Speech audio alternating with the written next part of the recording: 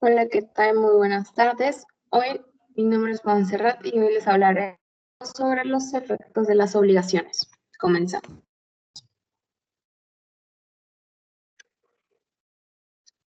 Bueno, ¿qué son los efectos de las obligaciones? Nos dice que son las consecuencias jurídicas que nacen de la misma. Consiste en la necesidad de que se cumpla la obligación, ya sea voluntaria o a través de los medios judiciales que otorga la ley. El efecto se traduce en la ejecución de la obligación.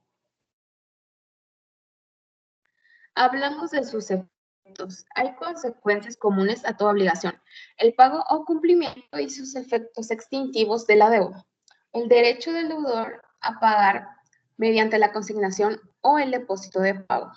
El derecho del acreedor a tener un cumplimiento coactivo. Nos dice que hay efectos protectores que se le conceden al acreedor, como la acción pauliana, acción contra la simulación, relación oblicua en el derecho de retención. A consecuencia de las obligaciones recíprocas, trataremos la resolución por imposibilidad de incumplimiento, la resolución por incumplimiento culpable y la excepción de contrato no cumplido. También nos dice que para terminar con los efectos especiales de las obligaciones translativas de cosas, el saneamiento por evicción y por vicios ocultos. Ahora hablaremos de las consecuencias comunes a toda obligación.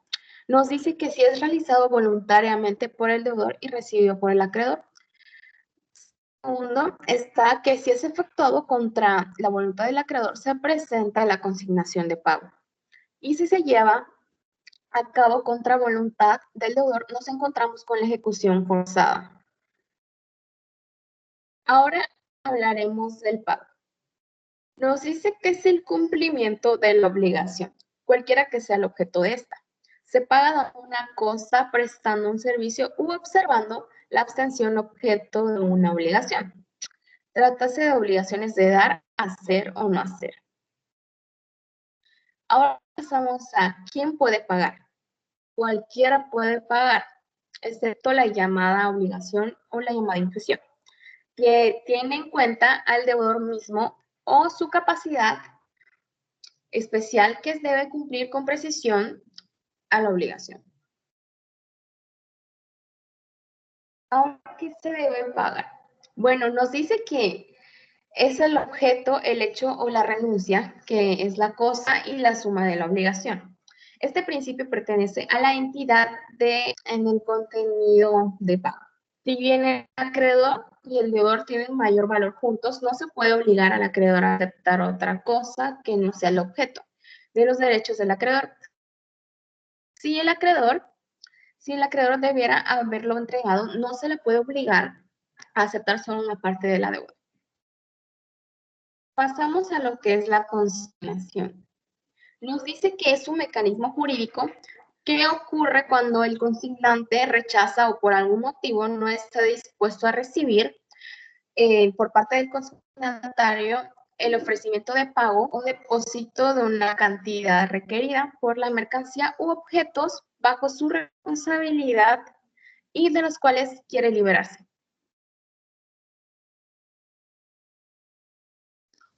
Hablamos de la ejecución forzada. Nos dice que si el deudor cumple voluntariamente su obligación, esta se extingue por pago, pero cuando no se viene a respetar su compromiso, el acreedor puede lograr que sea forzado a ello, contando con el auxilio de la fuerza pública. Esta es llamada la ejecución forzada. Acciones protectoras del acreedor quirografario. Nos dice que es cuando el deudor realiza un acto en perjuicio de su acreedor, cuando ya ha sido condenado en sentencia u orden de embargo, el acto posterior se tiene como fraudulento. En este tipo de actos no es necesario que se cause insolvencia, sino que cause perjuicio. Nos dice que el acreedor debe probar que se realizó el acto, que le causó un perjuicio y que ya se había establecido un embargo. Ok, ahorita Pasamos a lo que es la acción pauliana. Nos dice que la acción pauliana o revocatoria es una figura jurídica que permite a los acreedores obtener la revocación de los actos del deudor en fraude de sus derechos. El fin económico de la acción pauliana es mantener el patrimonio del obligado, los bienes de que se desprenden en apariencia o en realidad para perjudicar los derechos legítimos de terceros. Efectos que produce. Bueno, el principal efecto de la acción pauliana es la restitución al patrimonio del deudor de los bienes fraudulentamente cedidos o enajenados. O sea, por declaración del juez, ordena al demandado que se restablezcan las cosas en el estado en que estaban antes del acto contra el cual iba dirigida la acción pauliana. Pasemos a lo que es la rescisión del acto en la acción pauliana. Nos dice que en cuanto a los actos ejecutados antes de la cesión de bienes o la apertura del concurso, se observarán las disposiciones siguientes. Cuando los acreedores tenían derecho para que rescindan los contratos onerosos y las hipotecas, prendas, anticresis o constitución de patrimonio familiar, que el deudor haya otorgado en perjuicio de ellos, estando de mala fe el otorgante y el adquiriente de conociendo ambos el mal estado de los negocios del primero. Los actos y contratos no comprendidos bajo el número precedente, incluso las remisiones y pactos de liberación a título gratuito, serán rescindibles, probándose la mala fe del deudor y el perjuicio de los acreedores. Las acciones concedidas a los acreedores expiran en un tiempo fijado por la ley, contado desde la fecha del acto o contrato. Pasamos a la acción declaratoria de simulación. Nos dice que la acción de simulación es una acción rescisoria con la que busca evitar que el deudor, mediante la simulación de negocios jurídicos, defraude a su acreedor, para lo cual se solicita al juez que declare la simulación de negocio.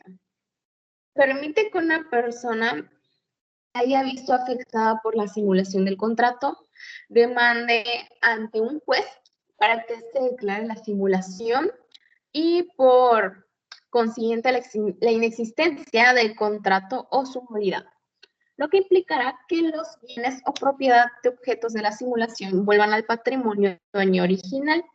También nos dice que la acción de simulación se puede confundir con la acción pauliana, pues las dos persiguen el mismo objetivo, es rescindir o revocar el contrato o negocio jurídico llevado a cabo.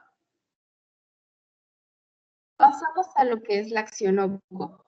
Nos dice que es una figura jurídica que permite a los acreedores ejercitar los derechos que su deudor tiene, con el objetivo de cubrir, a su vez, los créditos a su favor y extinguir la deuda.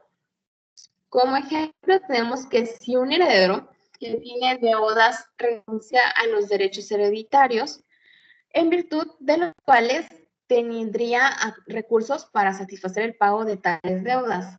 Les asiste a los acreedores el derecho de concurrir al proceso sucesorio y aceptar en su nombre, la herencia. Pasamos a lo que es la diferencia de la acción oblicua con la acción pauliana y la declaración de simulación.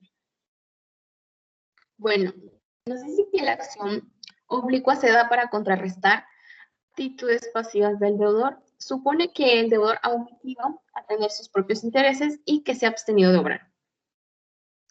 Las acciones pauliana y de simulación combaten conductas activas, hechos positivos del deudor, reales o ficticios respectivamente. Efectos que produce. Nos dice que aprovecha a todos los acreedores quirografarios porque el patrimonio del deudor es la prenda común de sus acreedores. El acreedor no tiene el pago de su crédito, solo obtiene que el pago ingrese al patrimonio del deudor. Luego intentará su acción ejecutiva. La teoría de los riesgos. Nos dice que se plantea en el derecho civil una pregunta sobre la suerte de las obligaciones de las partes cuando una cosa que es el objeto del contrato se pierde a consecuencia de un caso fortuito. Esta teoría supone que entonces nos encontramos ante un contrato bilateral y que al menos una de las obligaciones de las partes consista en dar, el enajenar en sentido amplio una cosa determinada, especie o cuerpo cierto. Pasamos a lo que es la excepción del contrato no cumplido. Nos dice que es un mecanismo de defensa del deudor que encuentra su fundamento en el principio de ejecución simultánea de las obligaciones que emanan de un contrato bilateral que permite, no obstante, haber incumplido con su obligación. Suspender el cumplimiento mientras que el acreedor no cumpla o se allane en hacerlo. Conforme al anterior, creemos que, como suele afirmarlo la mayoría de la doctrina, la excepción de un contrato no cumplido es un mecanismo de defensa del deudor. Una excepción de derecho sustantivo, descartamos que se trate de un requisito de la acción de cumplimiento. Pasamos a los efectos de las obligaciones a título oneroso.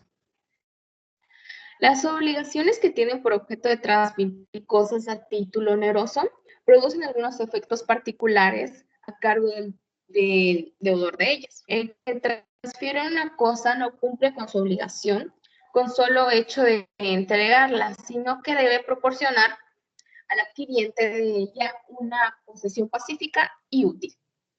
Si en vez de ello sufre la pérdida de la cosa adquirida, la cual es recogida por orden judicial, o resiente la frustración de haber obtenido una cosa que no sirve para el fin de su normal destino, tiene derecho a indemnizar los daños emergentes de tales situaciones. Ok, pasamos a lo que es el saneamiento. Puede decirse que el saneamiento es la necesidad de reparar los daños y perjuicios causados al adquiriente de una cosa a título oneroso por causa de evicción o de vicios ocultos.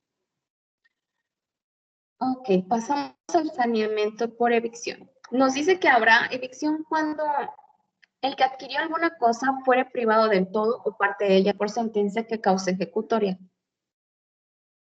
En razón de algún derecho anterior a la adquisición. El adquiriente de la cosa no obtuvo una posición pacífica de ella, pues un tercero ejerce su derecho de persecución alegando derechos anteriores sobre el bien.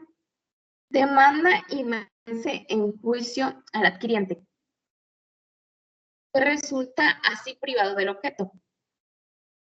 Ese vencimiento en juicio constituye la llamada por evicción. Sus elementos son tres. Nos dice que es la privación total o parcial que sufre el adquiriente de una cosa, por sentencia que causa ejecutoria y fundada en un derecho anterior a la adquisición. Ok, pasamos al saneamiento por vicios ocultos. Nos dice que es una obligación legal del vendedor que tiene su origen en la existencia de vicios ocultos en la cosa vendida que impiden o disminuyen el uso propio de la misma. De modo que el comprador, de haberlo sabido, no lo hubiera adquirido o hubiera pagado menos por ella. En cuyo caso de que se faculta al comprador para ejercer la acción reditoria en la quantum minoris, más de una indemnización en caso de existir mala fe del vendedor.